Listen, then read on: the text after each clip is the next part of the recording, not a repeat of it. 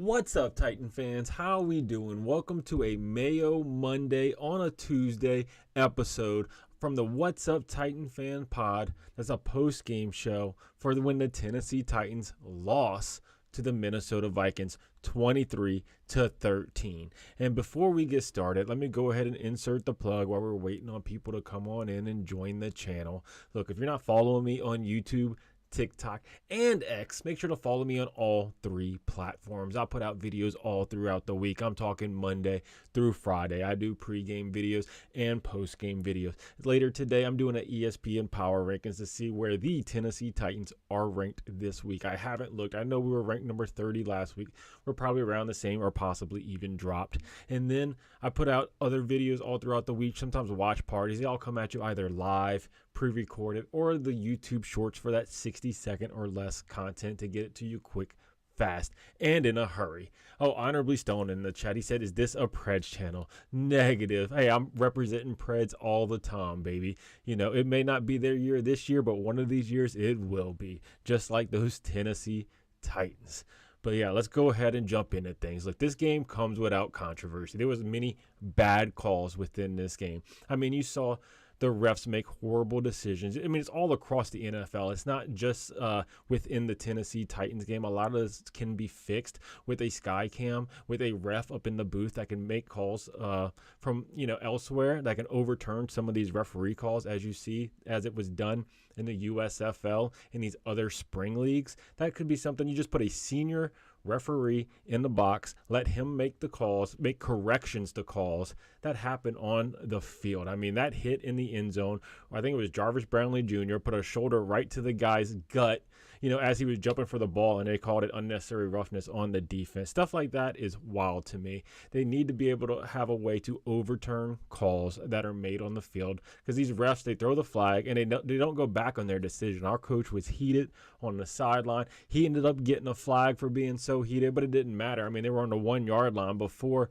the roughing the passer, or unnecessary roughness on a defenseless receiver, before that penalty even happened. So then, what they get? A few inches for the coach out there acting crazy, acting a fool on the sideline. But it was, it was genuine. He had to do it. It was a penalty that was worth it. I mean, it didn't really do much, it didn't hurt our defense that much having our coach out there. If anything, it probably fired up our guys. I mean, they still ended up scoring on us.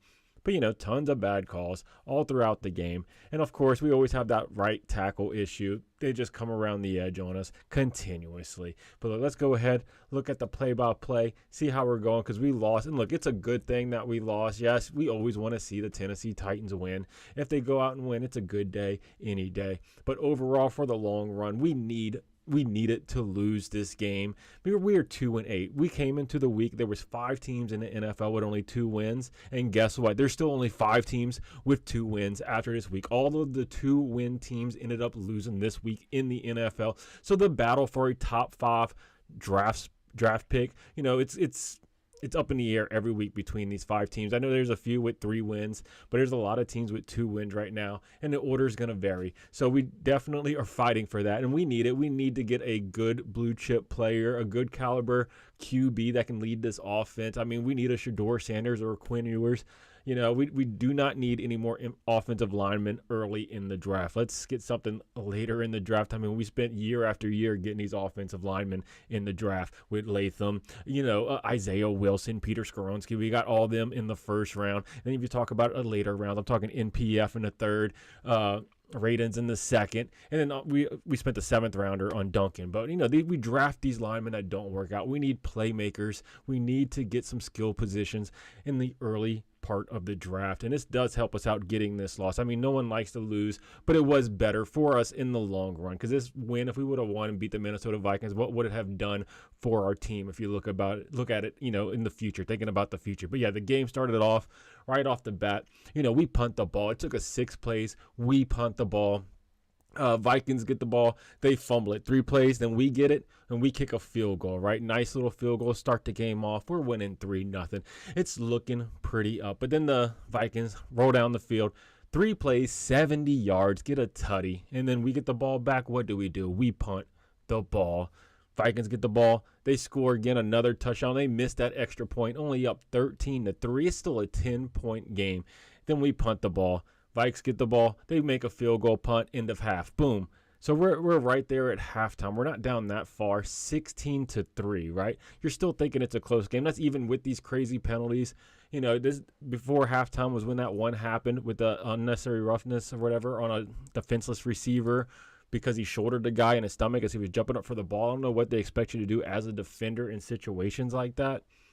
But Vikings get the ball, they punt it, then we punt it, they punt it. It's just a punt fest back and forth. I mean, Sam Darnold had a decent game. I mean, if you watch the game, he was pretty good out there. He evaded the sack. I mean, we should have sacked this guy so many, there were so many times he was elusive and was able to get away. Or one time we had T-Sweat grabbing onto this man's back and he got away. Another time I remember there was like 4 guys that had hands on him and he ended up getting away. Sam Darnold, you don't expect him to be elusive, but he was elusive, this last Sunday. But yeah, so we ended up scoring, right? 3 plays, 98 yards. That was the really long one to NWI. This man's been clutch all year, right? I mean, so he's played 5 games, has 4 touchdowns within those 5 games. He didn't really get to play much until D-Hop got traded away.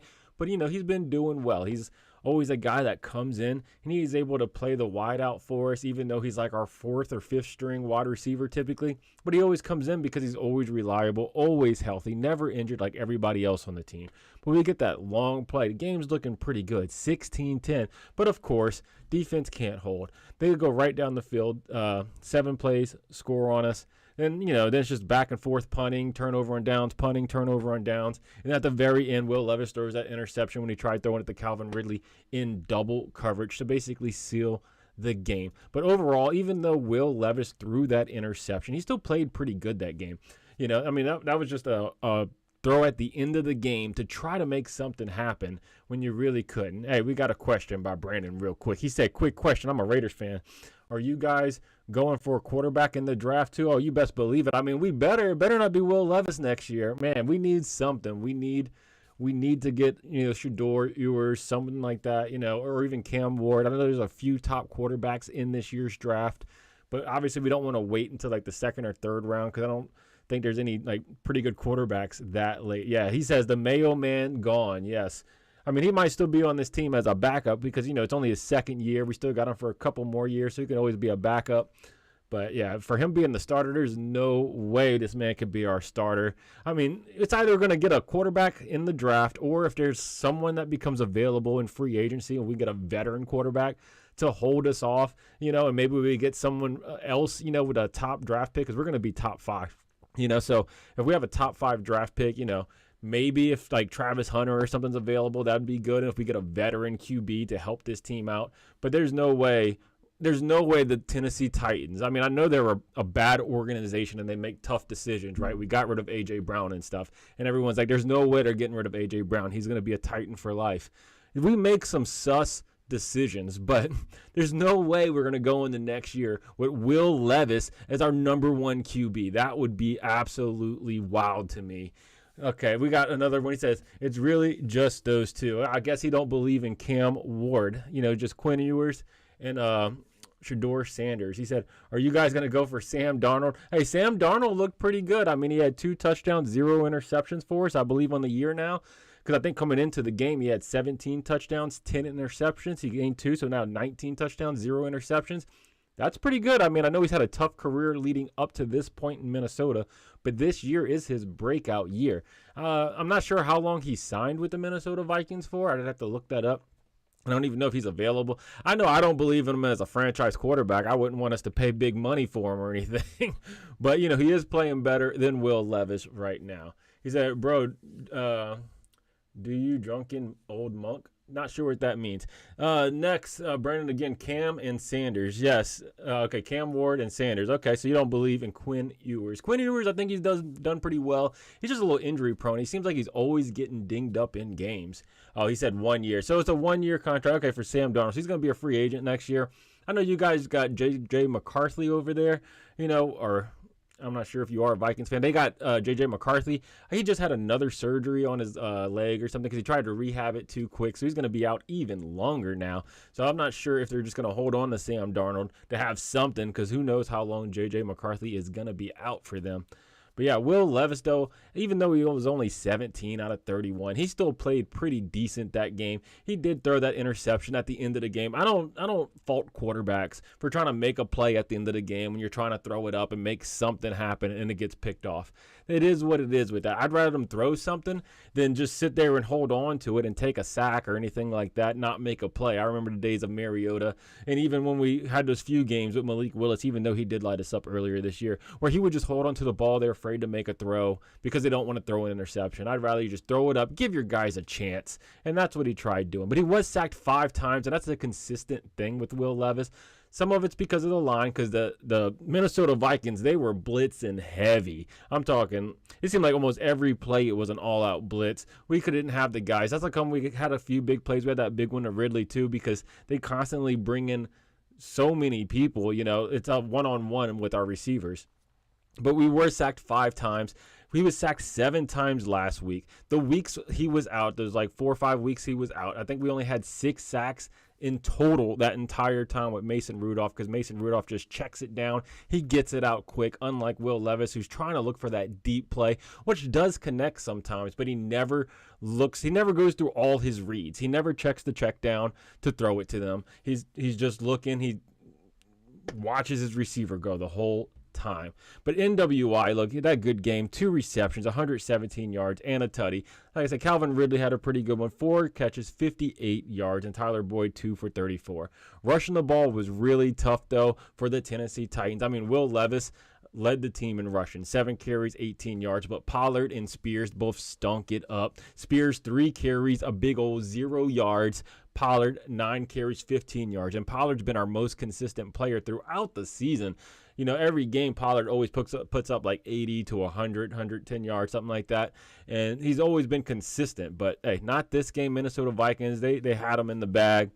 And then if you look on the defense, you know, Kenneth Murray always leads the team in tackles, but I think that also because he allows a lot of catches to happen. We had a couple sacks, Kenneth Murray, which he's good at pass rush. That's one of his good things. And then Arden Key also had a pass rush. And then we had a couple pass deflects, but nothing too spectacular by the defense this week. Like I said, Sam Darnold kept getting away from us. We did sack him those 2 times for minus 10 yards, but other than that, he put up 20 completions for 246 yards. Justin Jefferson, they kept feeding the man, 6 catches, 81 yards, and Addison, he had 3 for 61. Like I said, it's going to be, you know, it was tough versing them. So, and as we progress throughout the season, we definitely don't want to like really win too many more games because it is a close race. I mean, we got the Texans next week, which is a division rival. So going into that game, you know, Stroud, they've been good, you know, throughout the year for the most part. I know for the last few weeks, I think they've lost a few games, but you know, but they've been they're 7-4. Let me see. Yeah, they beat the Cowboys, but then they lost 2 straight. They lost to the Lions and the Jets. And speaking of the Lions, you know, they blew us out, right? They also blew out the Jaguars last week. I think they put up 52 points, which was equal to what they did on us. So, you know, Lions, like I said, they're one of the better teams in the league. I said it before. But that's going to about do it for today's post-game episode. Like I said, it's good that we lost, you know. I mean, it sucks as a fan right now, but it'll be good in the long run because we have the draft to look forward to. But I'll be putting out a video later today on the NFL Power Rank. It's going through all 32 teams, so make sure you're there. It's a bit of a longer video because we're going through all 32 teams, but make sure you come back. I'll be going live probably within an hour or so for that. But make sure you leave your comments down below on how you thought the Tennessee Titans did against the Minnesota Vikings. And don't forget to like, subscribe, and tighten up, baby.